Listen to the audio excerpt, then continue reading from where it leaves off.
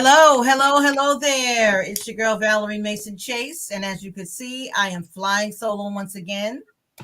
No Cookie Man tonight, y'all. I know some of y'all gonna be disappointed because y'all love having the Cookie Man here, but he's not gonna be with us this evening.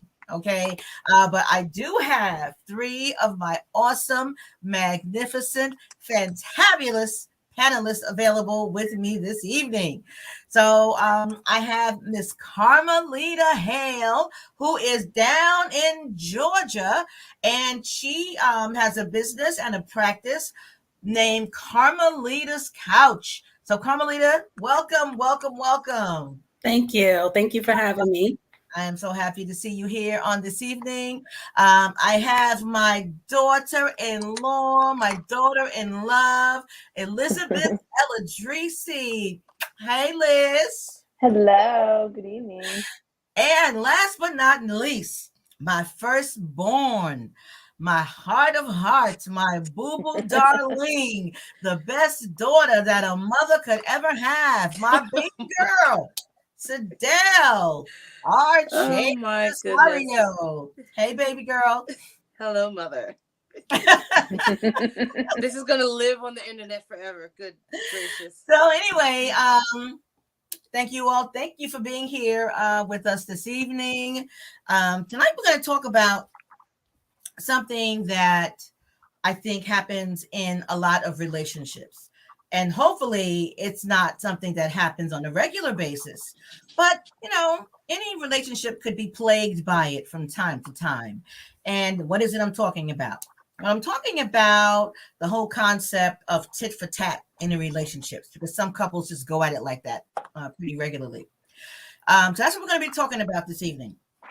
And one of the reasons why I wanted to have this conversation is because sometimes in my practice, I come across either when I'm counseling a couple or even when I'm counseling an individual that this seems to be something that comes up regularly during the course of the process.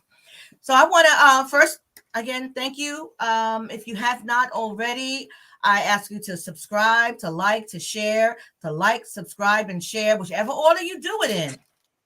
Just do it, and I will absolutely appreciate that. Those who are on right now, you can just put in the chat where you're from. I welcome any questions that you may have, any comments that you want to make. Okay. So I'm going to ask the panel, when you hear that phrase tit for tat, what immediately comes to mind for you? And any of you can answer. For me, it's when you do something to someone because they did something to you, usually that you didn't like. Kind of revengeful. That's how I kind of think of tit for tat.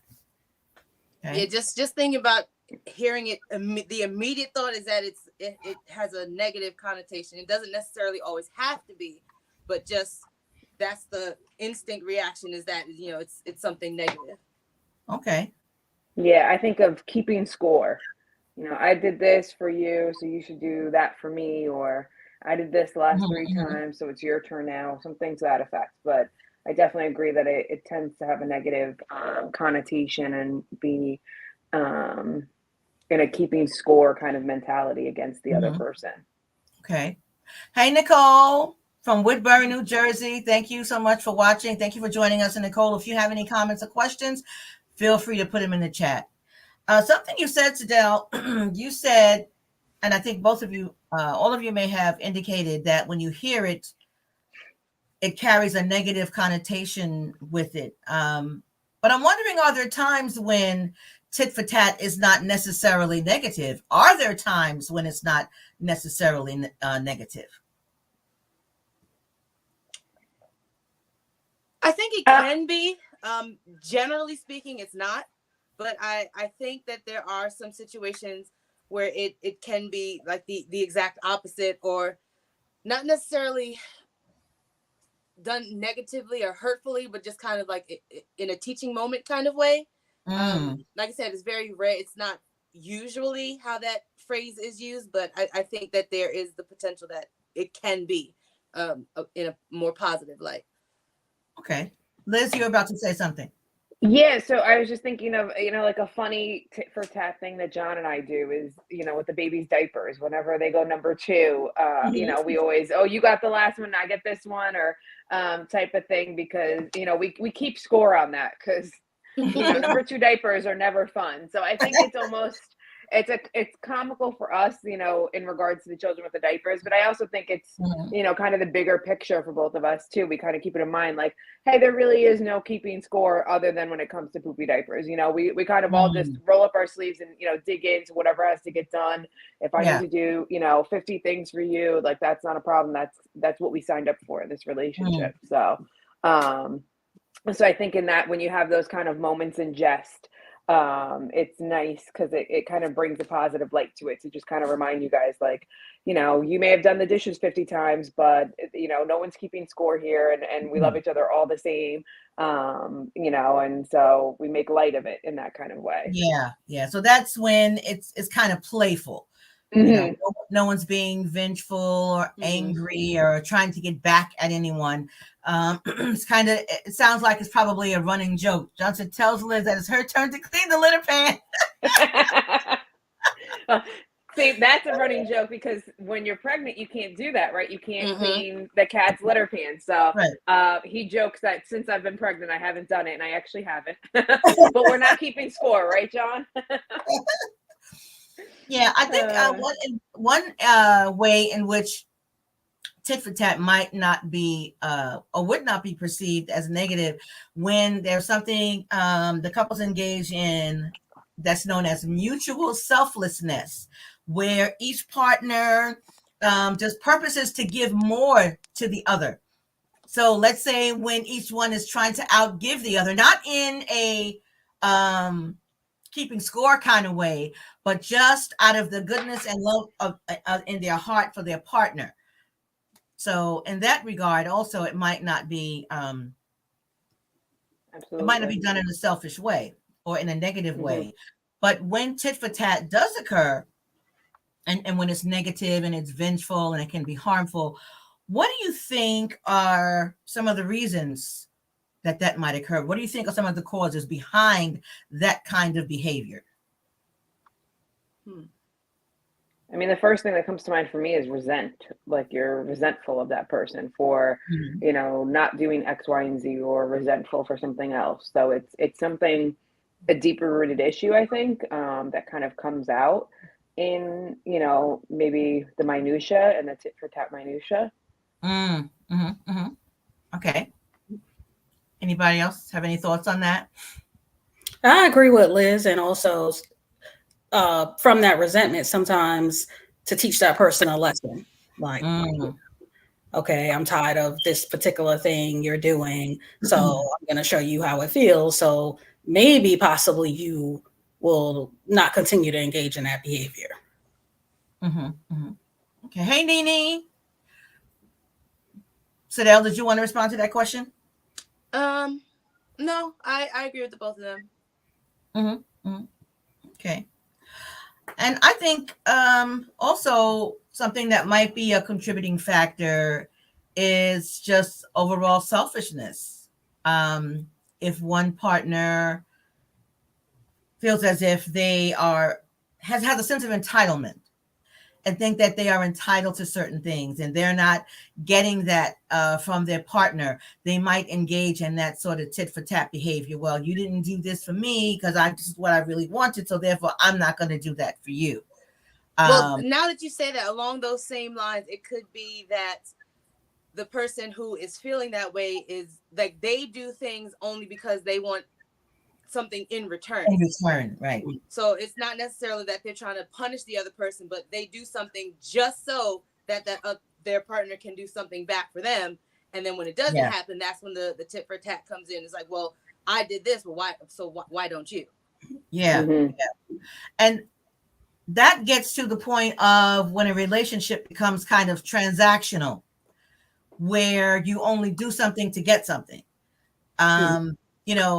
There are some relationships where, in a heterosexual relationship, where the wife or the female partner will have sex with her husband only to get, maybe she wants a new fur coat or a new bag or a pair of red bottoms. So she feels like she's got to give a blowjob and do a little something extra in order to get that. And that's when it becomes more transactional.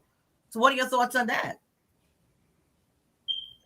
I mean, I agree with Carmelita's laugh. I think that's a setup for failure, to be honest. I don't think that that's gonna, have a long-term relationship and commitment to someone, because there's always gonna be, I guess disappointment in some regard. Either the person does the act, doesn't get the fur coat, and then they're vengeful and spiteful or something. There's consequences to that, or vice versa. You just can't keep up with it. So I don't think that's it's a good tool to use in that way.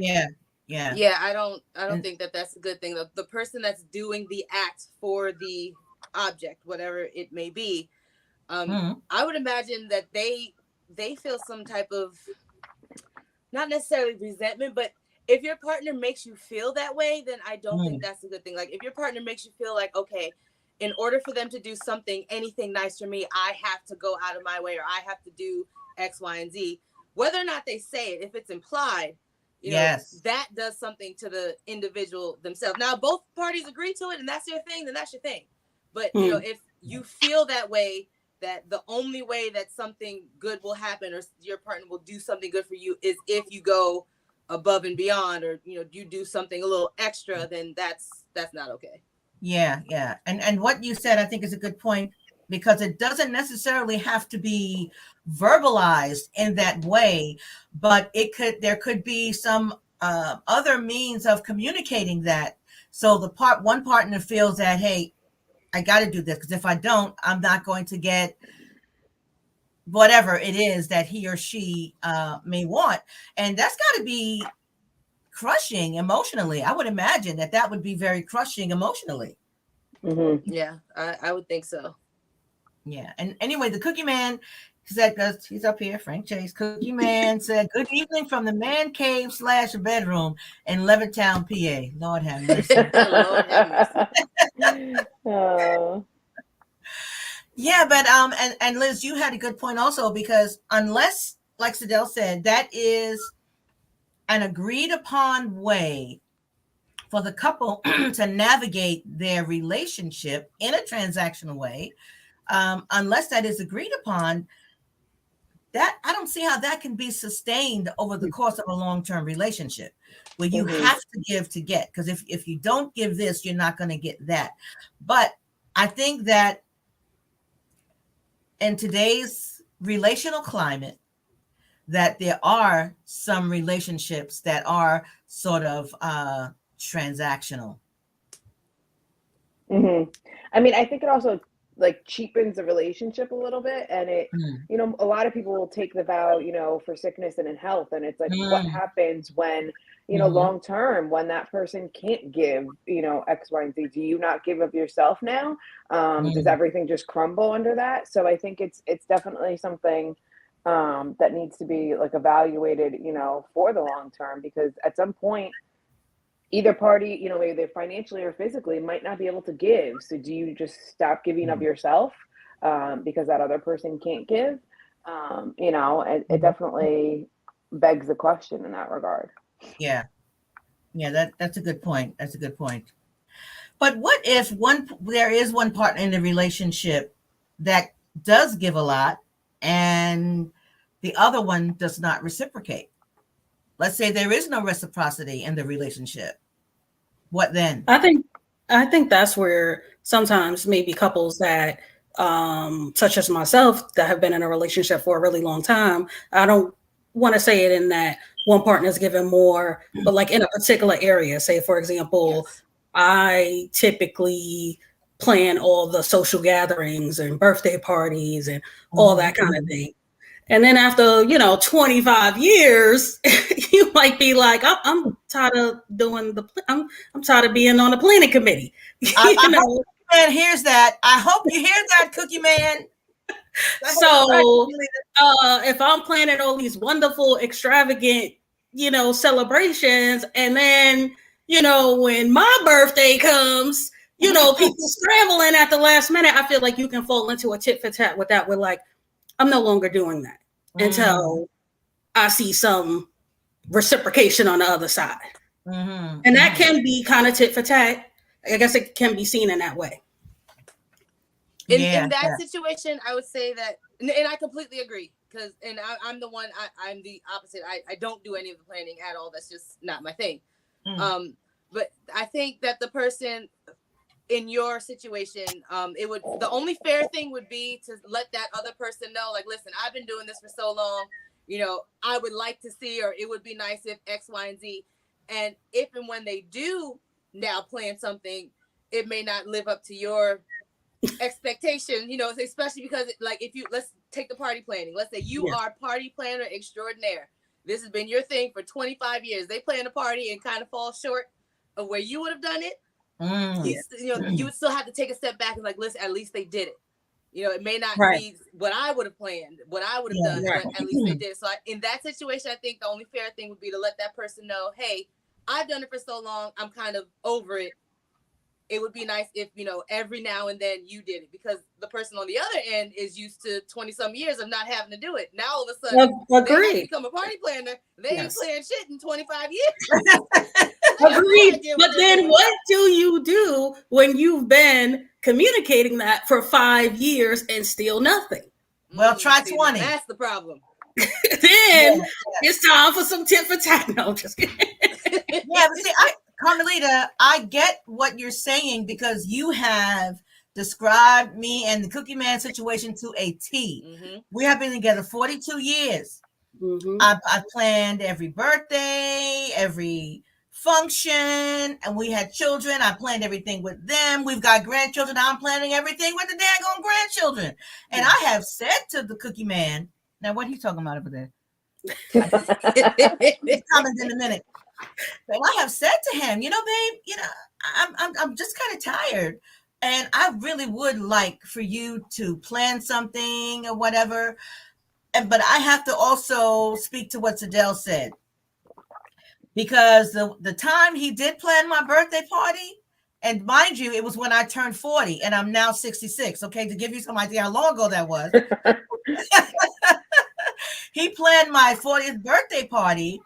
And I'm ashamed to admit this, but I was critical of the way he planned the birthday party. And that could be why he hasn't planned any since. There you go. Okay.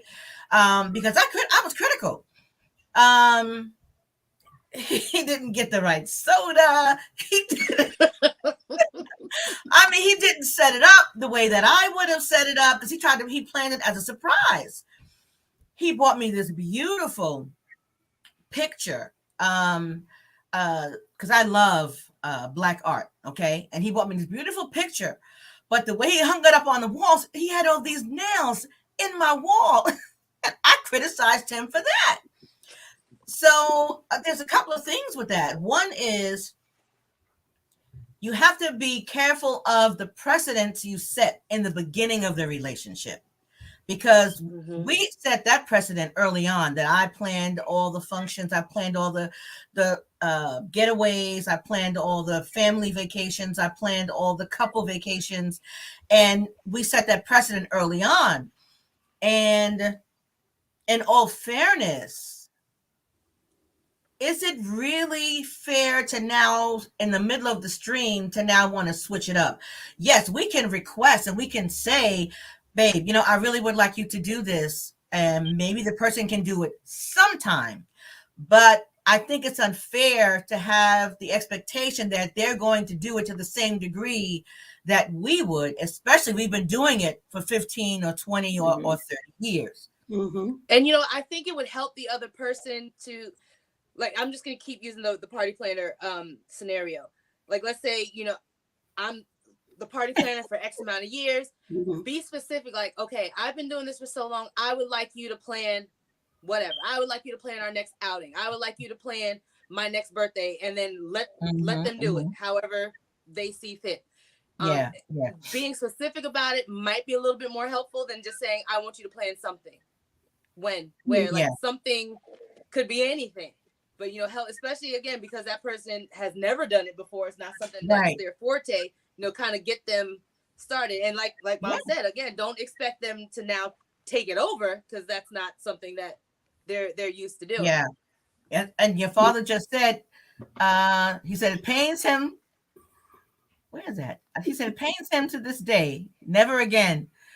Because I know that's traumatic. Of course he was traumatized by that. And I remember one time Boo Boo, when he was trying to do something for Valentine's Day, and he called Boo Boo, and Boo Boo said, "Oh, Mom, Dad's trying so hard. Whatever he does, don't criticize him." Because he called up Boo Boo and said, "Boo Boo, I'm trying to do this and this for your mom. Do you think she'll like it?" And so when he finally did it, I wasn't critical. You know, whatever I had to say, I kept it to myself. Because it was a kind and sweet gesture. He was trying. Okay. Right. But I, like Cyril said, we said we can't expect him to do it to the same level that I would do something. But so how do you think this keeping the score and sometimes even comparison takes place with tit for tat? How do you think that impacts the relationship? Because Cookie Man just wrote, he believes that tit for tat can, hold on, I'm trying to put what he said up here, can and will impact a relationship negatively when one person is so focused on one-upping the other. Okay. Unless, like you said, it's in a positive giving way, with the one-upping.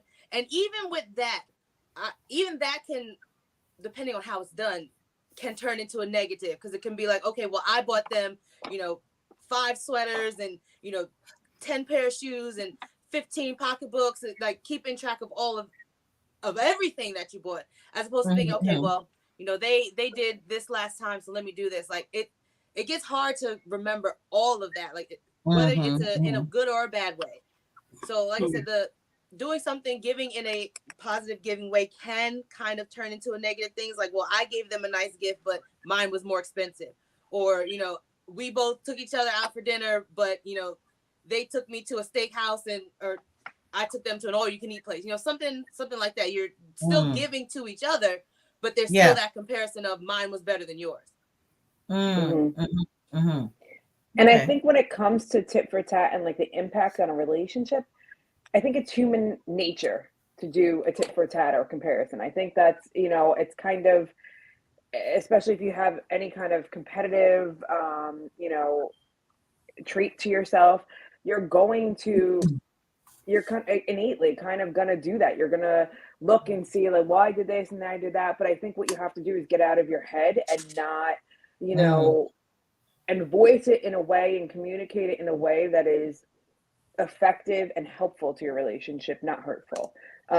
You know, and not to be like, well, you know, I did this, so you need to do this, this, and that, or, you know, I did this and you didn't do this. It needs to be, you know, well, I've been doing this and, you know, I've been doing the party planning or whatever the case may be, but now I need your help and I would like you to take, you know, over that for the next 2 things or whatever. And I think if you communicate it in an effective and kind way, then I think you know, it will have a positive impact, because unfortunately that's just going to happen in relationships. There's going to be some roles, you know, that certain parties take. You know, maybe you really like the party planning way more than your partner, so you just kind of are drawn to that and geared to that. But, you know, I think you need to express it in a way where, you know, I'm tired of doing it right now. For the next 3 events, can you take the lead on that? And so that way it does have a positive impact. And when they do, you know, not be critical and, you know, help them and maybe, you know, guide them along if you can. But I think that, you know, it is a part of it is innate and kind of just human nature to, you know, keep score and things. I think we do that in a little bit of every aspect of life, probably. Yeah. Okay. You know, I was thinking also that,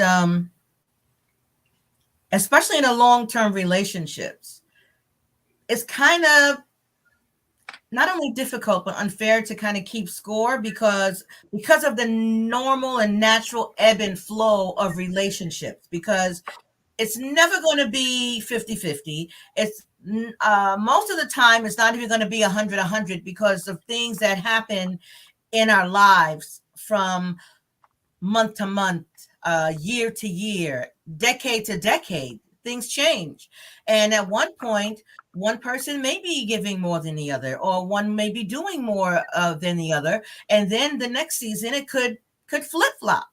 I think it becomes an issue and more challenging when it is consistently the same person, the one person who is consistently doing more and giving more and showing up more rather than the other party. But in most relationships, there's a normal ebb and flow over the course of time. What are your thoughts on that?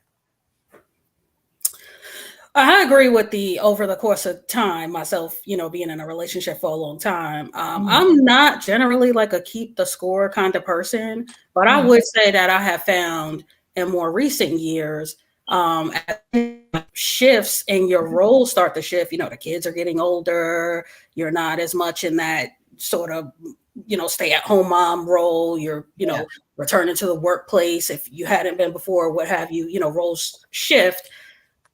I have looked back and said, okay, I need assistance in this area. I no longer want to be the person solely responsible for all of these things. Right. If you're capable of, helping out and you have the time and the flexibility in your schedule where maybe at one time you didn't. So I do feel like when I heard what Liz said about, talking and having that conversation, but when you do that and it falls on deaf ears, I, again, feel like you can get kind of into tit for tat, really, maybe not intentionally.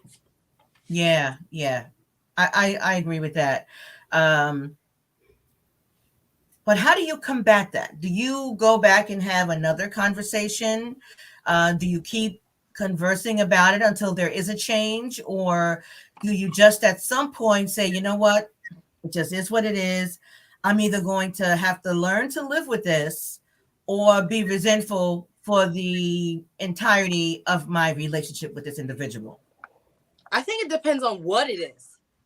Because if what it is that you're asking them to help with is a deal breaker, whether or not it was in the beginning, maybe now it is, because like you said, over the course of time, things change, roles change, our physical capabilities change, all of that changes. So if now what you're asking for assistance with is a make it or break it kind of thing, and it falls on deaf ears, I mean, I would say, have more than one conversation. Obviously, don't just say it one time and be like, oh, they didn't do it, I'm out. But if you're having that conversation over and over and over again, and again, it's falling on deaf ears, it's starting to affect you, mentally, spiritually, whatever, then it may be time to kind of reevaluate things. But it depends on what it is. If it's something as small as, they don't wash the dishes after, we cook dinner. If that's not a deal breaker for you, it may be just kind of like, well, I expressed myself, I asked, I'm just going to have to learn how to live with it. It's easier to do that when there is giving in other areas.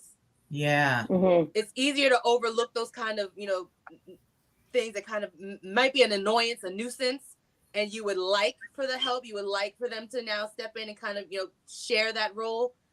But again, depending on what it is, it may just be, screw it, this isn't going to change, or it's like, no, this is too much. Like, they're really not listening. Like, I need to go. Yeah, that's a good point. And I just want to give a shout out to the name says Lamb, and from Wernersville, Pennsylvania. Hello, Lamb. That must be my brother Lamont. Oh, yes. he lives in Wernersville. Yes. Oh, okay. Hey, Lamont. Hi, Lamont. Lamont, listen. Help a sister out. Make sure you like, subscribe, and share. Okay, and thank you for watching, Lamont. I appreciate that. Nisi said, yeah, she's been learning to deal with it, and just pray. Yeah. I think one of the things that I try to do is adjust myself if I see there's a situation where I'm not comfortable. Say, like, let's use kind of like the party planner situation.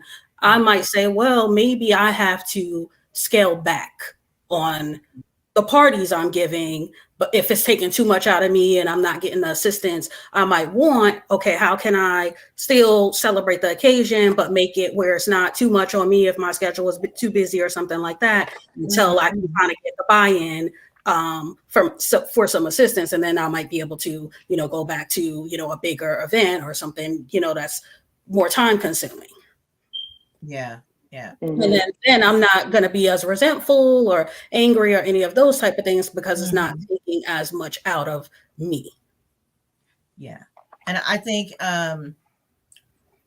whatever you can do to avoid resentment setting in, because resentment is a monster and it is a killer of a relationship.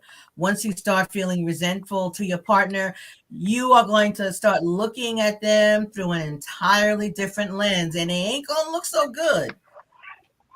And it changes the whole dynamic of the relationship, because after you're resentful for a while, then you become bitter. And once you're bitter, that's really, really a bad place to be in a relationship.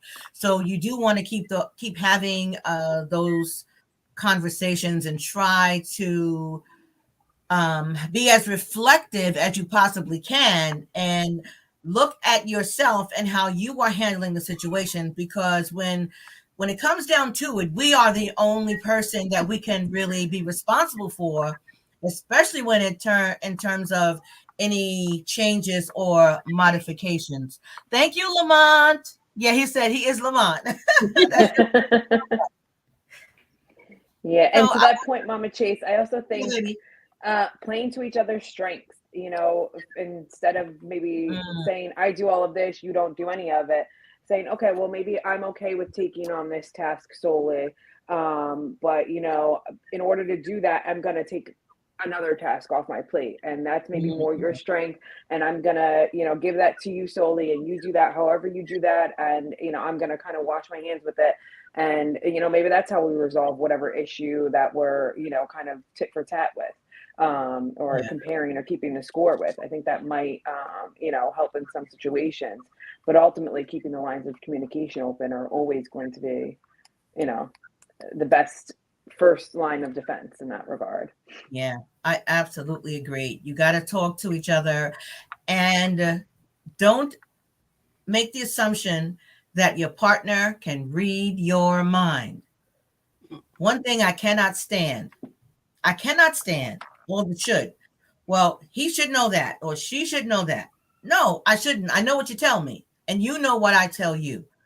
Okay. Now, are there things that you learn about your partner after having lived with them for a certain amount of time?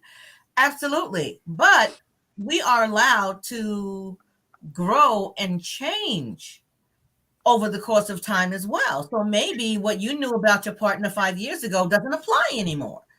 But you don't know that if your partner doesn't share that information with you. So I think it's always a good idea to ask. I'm a firm believer in asking questions, getting as much clarity as you possibly can, because I think that clear communication can solve a whole lot of issues and avoid a great deal of arguments along the way as well. Something that I've seen sometimes is couples are, instead of doing this and connected, they're like this. And they each have needs that aren't being met, but neither one wants to take that first step to attempt to meet the needs of the other. Well, she's not doing anything for me, so why should I do anything for her? She's saying, well, he's not doing anything for me, so why should I do anything for him? And if, in a heterosexual relationship, if it's a same-sex relationship, she and he, but neither one of them wants to take that first step. So they're in kind of a stalemate when neither partner wants to make the first move. How would you advise someone who was in that situation? What do you think is the best way to handle that?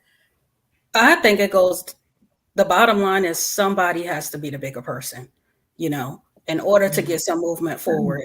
You're not going to get anywhere bumping heads like that. One or the other person has got to just, give in, take the lead, and go ahead and, you know, make that next move so that you can move forward in a positive way. Apologize if necessary. Go ahead and help out, chime in if that person is asking you to do something. Figure out how you can, you know, kind of meet them halfway or do something to make that next move. I think if you're looking at it from the perspective of, you know, somebody that you're counseling, I would ask them, well, why? Kind of look at why you would do something for your partner. Going back to what I said before, like, do you do things just so they can do something in return, or do you do things because you genuinely want to and care for this person? Like, if your sole reasoning for not doing something for somebody is because they're not doing for you, then that kind of leads to the fact that the only reason you do anything is because you want something in return, which that in and of itself can be a huge issue. So that I would advise that person kind of, you know, look at themselves and be like, well, what's making you like this? Like, is the only reason that you're not doing is because you want something in return, and it's not because, you know, you genuinely want to do something for this other person. And because you love them. Absolutely. Yeah, I agree. I think I would go back to basics too. And, you know, I agree with what everyone said. You have to, someone's got to make a move. If you're both at a stalemate and no one's going to make a move, well, then, you know, that relationship's probably good and over with. So I think you need to go back to basics and remind yourself, why do I love this person? Why is this person worth, you know, making this move for? Why is this person worth doing X, Y, and Z for? And, you know, and maybe being the bigger person and making that move first, but then communicating and, you know, explaining that, you know, this is how I feel and I'm doing this to, you know, get us back into a better place, but I need you to also move with me. Because at some point, you know, if only one party's moving and trying to fix things, then it's not going to work. You know, you need both of you to really want that.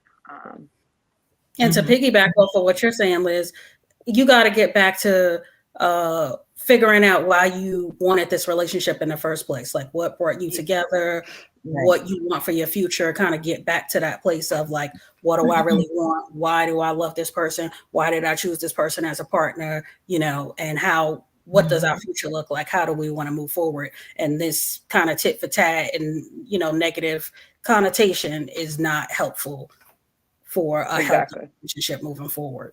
Yeah, absolutely. And, you know, that is the place that I start with every single couple that I counsel. I always start with your love story. Why did you choose this person? What was it about this man or this woman above everybody else that you fell in love with them and you chose this person as your partner? Because if you could start there and you can periodically go back there and remember, this is my partner. This is the person that I'm in love with. This is the one that I chose, that I said I want to spend the rest of my life with. Ain't nobody held a gun to your head. You know, I don't think people do shotgun weddings anymore. This was a choice that was made. And, you know, when I hear someone say, well, she doesn't deserve it, or he doesn't deserve it. Well, if they don't deserve it, how do they deserve you? Because what are you saying? They don't deserve being taken out to a dinner, but they deserve you to give your heart to and to spend your life with and to raise a family with. So they deserve all that, but they don't deserve a night out on the town or a handbag or whatever it is, or any attention or gift or something that you would share with your partner. So what are your thoughts on that? When someone says, well, they don't deserve it, what does that mean? I know. That's a hard one. I mean, I think it's, again, a way of keeping score and just, you know, like you said, Mama Chase, like, why don't they deserve it? Why do, you know, so it's and if you're thinking like that, I think, you know, you have to go back to, why did you choose them? That's why they deserve it. Why did you, you know, like, no one we're not stuck with each other. We don't just have to deal with each other. We have to affirmatively make these choices from the beginning, but each day, and say, I do love you. I love you for all of these things. Maybe there are some things that I could do without, but even those things, they make you you. So that's why you deserve it. That's why, everyone is deserving of things. And I think you kind of just have to go back to that and remind yourself of that. And, and if you're coming to that place, really, search within yourself and why you feel that your spouse or significant other doesn't deserve something. Why do you feel that way?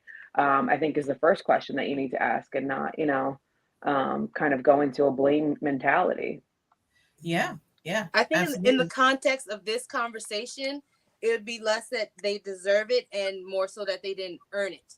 Like, you didn't do X, Y, and Z for me, so now I'm not going to do this for you. I'm not going to give this to you. Just like I said, just in the context of this, that the person who's holding back feels that the other person didn't earn it because they didn't do for me. That's interesting. That is a very interesting point. But and I would then ask, well, how does one earn something from the partner who says they love them? How do I earn stuff from the cookie man? He says he loves me. He should want to be doing stuff for me. I say I love him. I should want to do things for him. I should want to meet his needs. So yeah, I hear that.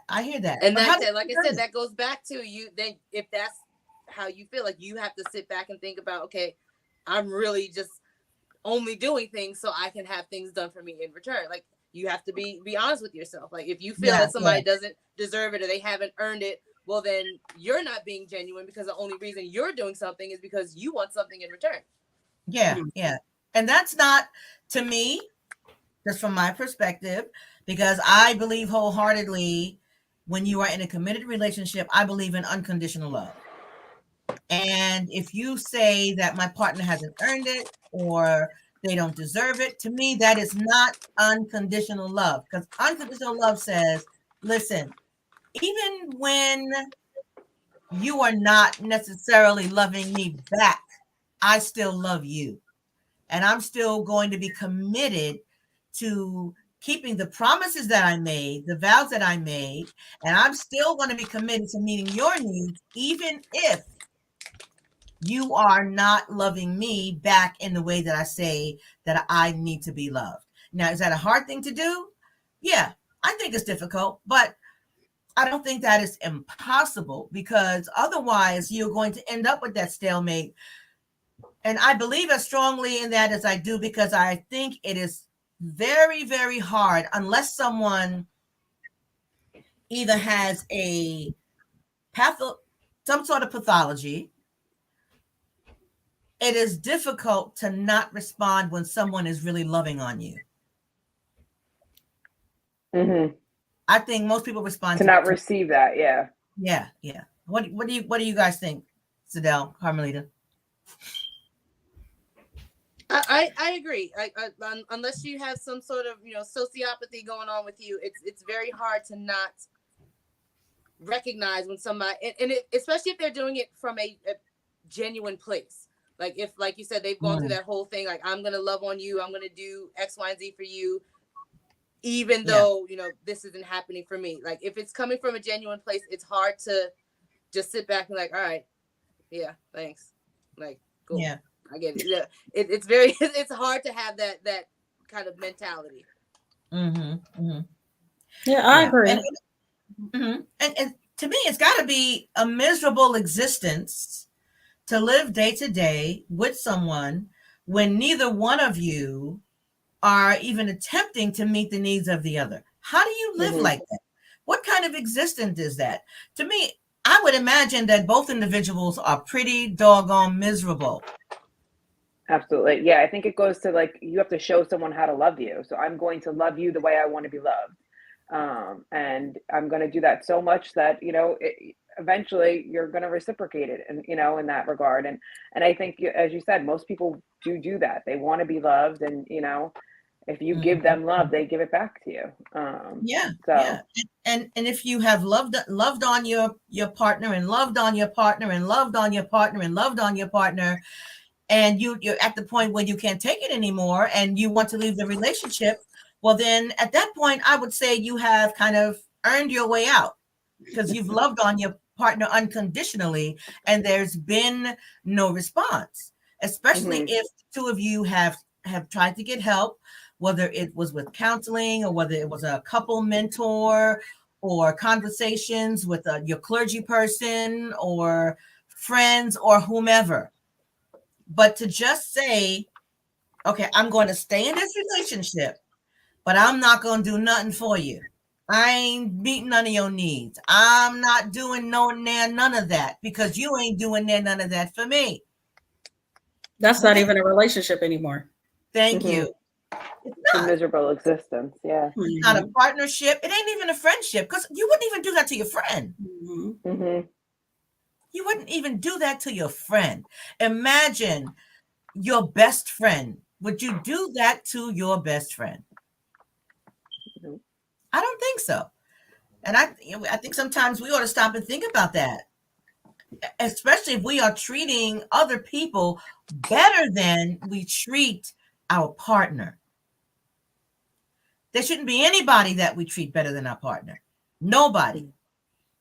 At least that's my perspective anyway. I don't know what you all think on that, but, since it's marriage beyond the breach, I'm going to say that I'm going to give my point of view and my opinion. And I don't think when you are in a committed relationship, I don't think there should be anybody on God's green earth that you treat better than your partner, especially if it's a husband and a wife thing or a wife and a wife or a husband and a husband. If you're married, your spouse ought to come first. Absolutely. Agreed. Yeah. And maybe that's the litmus test. Maybe that's, where you need to recenter yourself and realign and say, wow, I'm treating all these people, coworkers, friends, acquaintances better than I'm treating my spouse. I really need to, look within myself and make a change. And so I think, when you get to tit for tat, it also takes self-reflection. Why am I trying to keep the score? Looking at yourself first. Why am I doing this? Right. What, am I unhappy with? What's irking me that I feel that I need to keep score. And I feel that I need to, give something and to get something, you want to give because that's what you want to do. And if you don't want to do it, then you shouldn't be doing it. Right. So I think you need to go back to, and maybe, like I said, that's the litmus test. And why am I treating other people better than I'm treating my spouse? And, looking within yourself in that regard. That's good. That's good.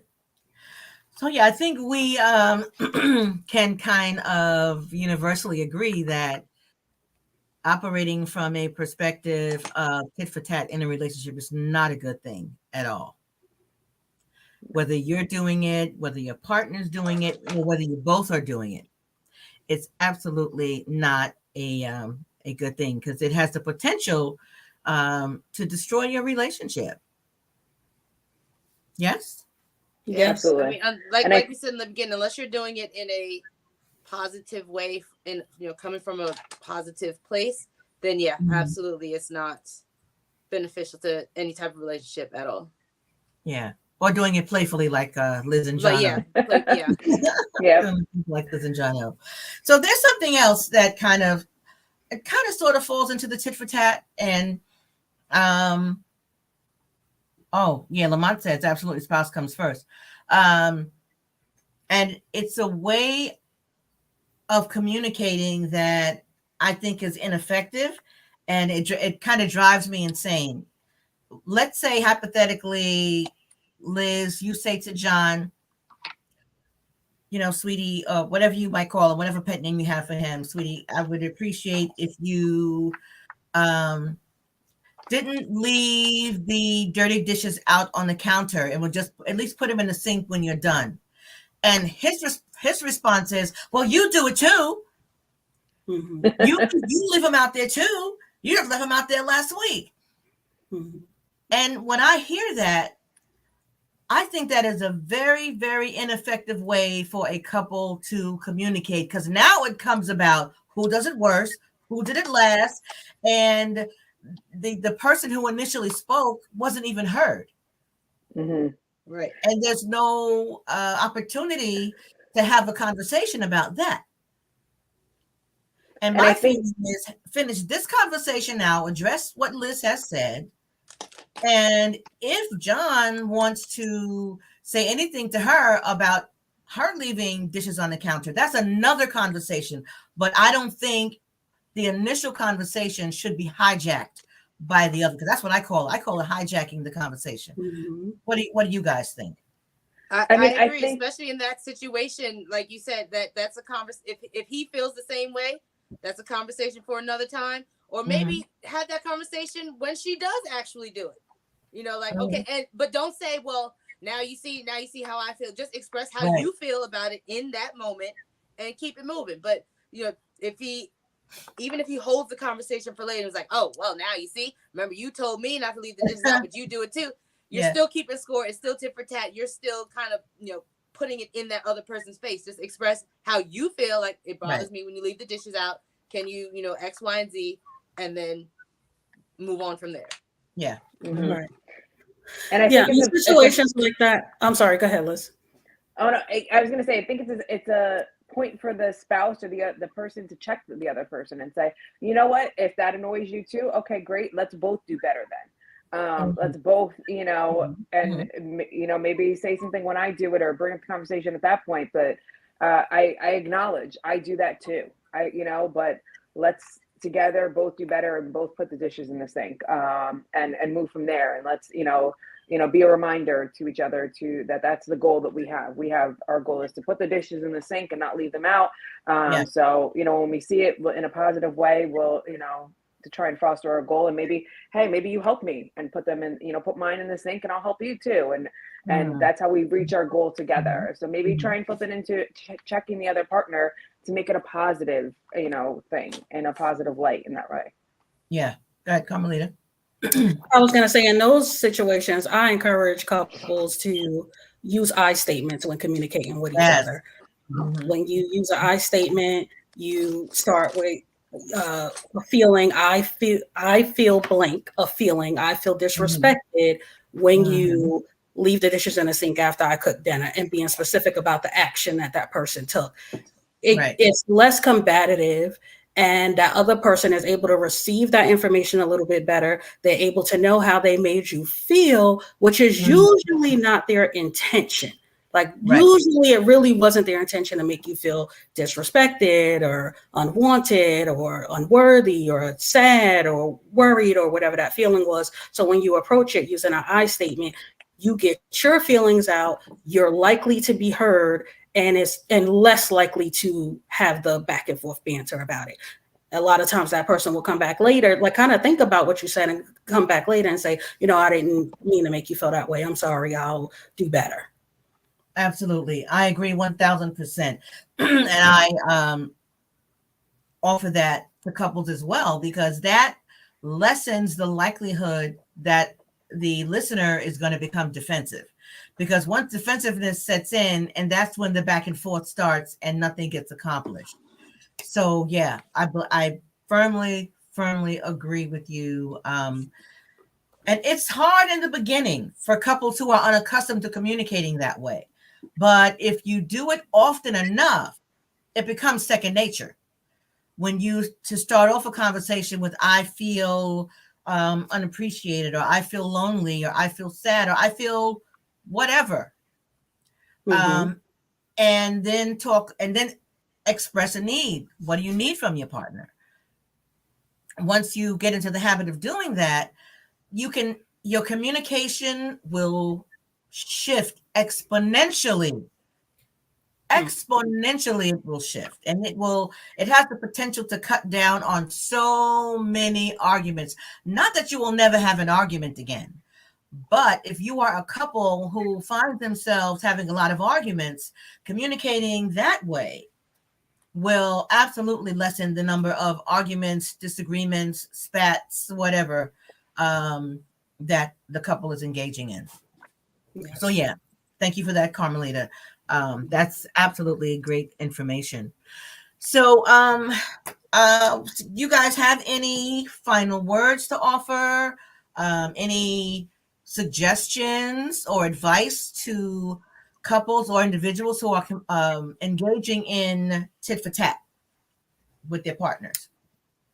I would encourage people to get counseling, reach out, because sometimes you're at a what did you say, a stalemate?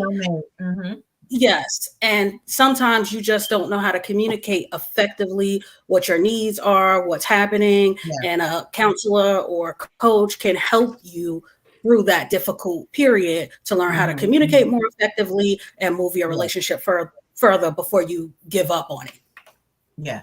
And I'm just going to add to that. I'm going to piggyback on what Carmelita said. If you choose to go to counseling, be willing and open to utilize the tools that the counselor gives you. If you ain't going to do it, save your time, save your money, keep your behind at home. Okay? Because if you come to counseling, be willing, be open, committed to doing the work. Okay? And I'm speaking to you as a counselor and as a coach. Okay? Because there are some who will keep you coming week after week, month after month, year after year.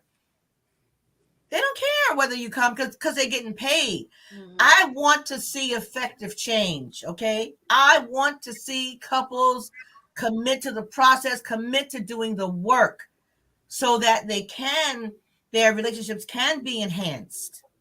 Okay, I have fired couples, and I've had couples fire me because they ain't want to do the work. Okay, so that's what I'm going to say. Yes, in love. Amen to that. Absolutely. Okay, I'm sorry, Dale. Liz, did y'all have anything else? I mean, I was just going to say, if you're engaging in the tit for tat, take that as a warning sign that there's, that there's an issue there and that you need to improve on your communication. You need to speak up. You need to tell your partner how you feel, because it ultimately comes down to, I feel. Uh-oh. We lost Liz. My Wi-Fi just went out. Okay, sorry about that, Liz. Or either her what do you call that electronic device? There she is. I'm sorry guys, my headset. Yeah, I think it comes back to, use it as a warning sign. Use it and take it and say there's something wrong here. We have to improve on our communication. Why do I feel this way? And then when your partner tells you that they feel a way, let them know that they've been heard. I hear that you want the dishes out there. I hear that, I heard that. So, I know sometimes if there's something like that with John and I, well, I heard you, and in the moment, okay, look, I'm putting the dishes in the sink, and it's not to be spiteful or, oh, look, I'm listening to you or whatever. It's saying, I heard you. Like, I heard that this is something that bothers you for whatever way. And, so I'm making a change and I'm making an action, and I want you to see that. So, listen to your partner and communicate. Validation. Absolutely. Validation is key. Validate what your partner says. And let me tell you, this is something I tell my couples also. You can validate, you can even apologize without ever admitting to doing something wrong.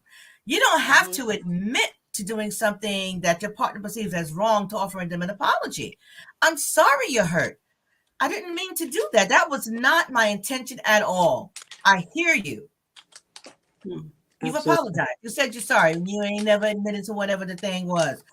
Okay, but sometimes you do need to, when you need to admit to what the thing was, admit to the thing was. But you don't always have to in order to validate your partner and apologize for their feelings being hurt. Because just because you didn't mean to step on my toe doesn't mean it didn't hurt. It hurts whether you meant to do it or not. Absolutely. And I want to give a shout out to Glam. I think it says the Glam G127. Peggy. Hi. You know who that is, Carmelita? Yes, that's Peggy. Oh, hey, Peggy. How you doing, Peggy? Yes. Oh, wow. So Peggy, I'm gonna tell you the same thing I asked Lamont. Please like, share, and subscribe, and hit the notification bell so that you can be notified when we have upcoming broadcasts. We're not going to be here next week, but the week after, I think we're going to be doing. Wait a minute. Hold on. I'm trying to look at my calendar. Today is the 2nd. We're not here next week. The 16th. We'll be here where our topic is masculine versus toxic masculinity. And the week after that, we're going to be looking at gender wars and asking, is it real or is it manufactured? So I welcome you to hit that notification bell and inform your friends, tell your mom and them, tell your cousin them, tell your bro and them to go on Marriage Beyond the Breach on the YouTube channel and also Marriage Beyond the Breach Instagram page. And I welcome you and thank you so much for listening. And those of you who are here now or listen at a later date, I thank you. I appreciate you. Thank you, Nicole. And I hope to see you next time. Night, night. Bye. Night.